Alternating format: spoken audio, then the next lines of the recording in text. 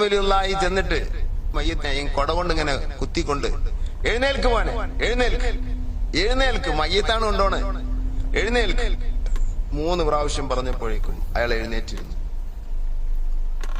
മരിച്ചാള് ജീവിച്ചു. അങ്ങനെ കുറെ സംഭവമുണ്ട്. മരിച്ചവരെ ഹയാത്താക്കിയത്, മരിച്ച ജീവികളെ ഹയാത്താക്കിയത് ഒക്കെ ഉണ്ട്. അപ്പൊ ആ നിലക്ക് എന്തൊരു വിഷയം തസറുഫ്. ഹായ്, മുസ്ലിങ്ങൾക്ക് മറ്റുള്ള മതക്കാരുടെ ഇടയില് ഇത്രയും ഒരു മോശമായിട്ട് ഇങ്ങനെ തോന്നുന്നുണ്ടെങ്കിൽ ഇങ്ങനത്തെ കുറെ ഉസ്താദ്മാരെ പണി തന്നെ.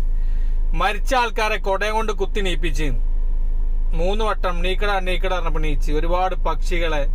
ഇയാൾക്ക് ഇതിന് മുന്നേ ഞാനൊരു വീഡിയോ ചെയ്തിട്ട് ഇയാള് ഇൻസ്റ്റാഗ്രാമിൽ ഫേക്ക് ആയിട്ട് ഉണ്ടാക്കി എന്നോട് പറഞ്ഞ എന്റെ ഇൽമൊക്കെ എനിക്ക് കിട്ടും. നിങ്ങൾ ആലോചിക്കുകയാണ്, ഇതിങ്ങനെ പറയണേ കുഴപ്പമില്ല. ഒരു 10 മദ്രസിന്റെ ഉള്ളിൽ എഴുന്നേലും പറയുമ്പോൾ അത് സോഷ്യൽ മീഡിയ ഇരുന്നിട്ട് ഇങ്ങനെ പറയുമ്പോൾ നിങ്ങൾ നല്ല ശ്രദ്ധിക്കണം. മറ്റുള്ള മതക്കാരുടെ മുന്നിൽ എന്തിനാ മുസ്ലിങ്ങൾ അങ്ങനെ മാനം കെടുത്തുന്നത്? ആര് കേട്ടാലും മനസ്സിലാവില്ല. ഇത് കൊടയം കൊണ്ട് കുത്തിയിട്ട് ആൾക്കാർ മരിച്ചാൾ നീച്ചിരിക്കുക. അള്ളാന്റെ റസൂല് വരെ ഇതൊന്നും ചെയ്തിട്ടില്ല. നിങ്ങൾ ആലോചിക്കുകയാണ് നിങ്ങള്. അപ്പൊ കുറെ ആൾക്കാർ വരാം എനിക്കെന്താ എത്ര വലിയ ക്രിമിനേഡ്, എനിക്ക് ക്രിമിനേഡ് അല്ല. അത് കാണുമ്പോ നമ്മള് പറയും എന്തായാലും. എന്തിനാ പറയാണ്ടിരിക്കണ ഇപ്പൊ എന്തിനു പേടിക്കാം നമ്മള്? ഇങ്ങനത്തെ കുറെ ആൾക്കാരുണ്ട് പച്ച നോണ പറഞ്ഞിട്ട് മുസ്ലിങ്ങളെ അപമാനിക്കുക. മുസ്ലിങ്ങളോട് ആൾക്കാർക്ക് എന്താ വെച്ചാൽ ഒരു വിശ്വാസക്കമ്മി ഇങ്ങനത്തെ കുറെ കാര്യങ്ങൾ പറയുന്നോണ്ടാണ്.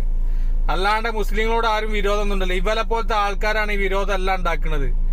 എല്ലാ സംഭവം ഇങ്ങനത്തെ ആൾക്കാരുണ്ടാക്കുക. ഇത് കേൾക്കുമ്പോ മറ്റു മതക്കാരെന്താ വിചാരിക്കല്? ഇത്രയും പൊട്ടത്തരം വിളിച്ചു പറയുന്ന മതമാണോ ഇസ്ലാം? നിങ്ങൾ ആലോചിച്ച് നോക്കിയാണ് എന്താ ഇയാളൊക്കെ പറയല്. ഇയാളൊക്കെ ഏതാ സ്ഥാനം വെച്ചിട്ടുണ്ടെങ്കിൽ ഇയാൾക്ക് മെസ്സേജാ പിന്നെ എന്റെ ഇൽമ ഞാൻ കൊണ്ടുപോകും, എന്റെ ഇൽമ എനിക്കുണ്ടാവില്ല. അതും ഫേക്കാടി ഉണ്ടാക്കി ഒരു ഫോളോവേഴ്സ് പോലും അതിലില്ല. അങ്ങനത്തെ മനുഷ്യനാ ഇയാള്.